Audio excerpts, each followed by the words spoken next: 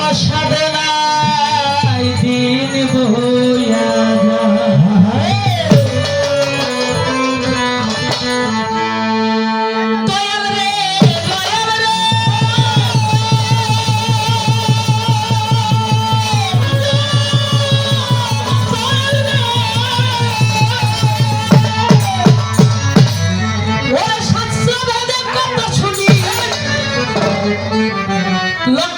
ভ্রমণ করে লক্ষ জনি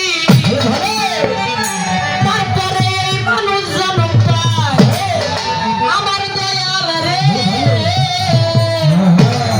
তারপরে এই মানব জন্ম পায় এখানে মানুষের কথা বলা হয়েছে বলা হয় নাই কে হিন্দু কে মুসলমান কে বৌদ্ধ কে খ্রিস্টান এই 84 লক্ষ জনে ভ্রমণ করে এই মানব কুলে আমরা সবাই একটু খেয়াল করে শুনে যাব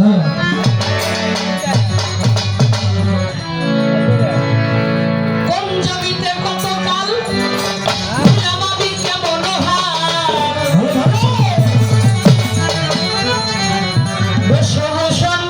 কেমন ছিল গায় আমার দয়াল রে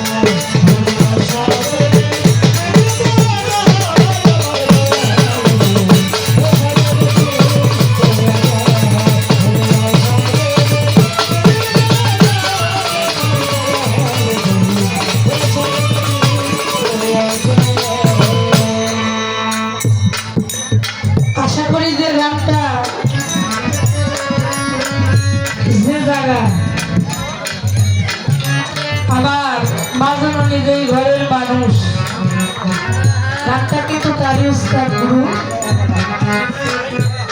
লেখায় কালামটা, সাধক মাতাল কবি রাজ্জাক দেওয়ানের লেখায় বাণীটা। তো গানের মধ্যে অনেক সুন্দর কথা। মাইটা দেহ রসের হাড়ি ৭২,০০০ নারী, এই নারী দেহের কোন জায়গায় থাকিয়াই দেহ ঘরে, কোন নারীকে আহার করে জিজ্ঞাসা করলাম শুনিবার আশা। গানের মধ্যে কথা যতই হোক বাবা।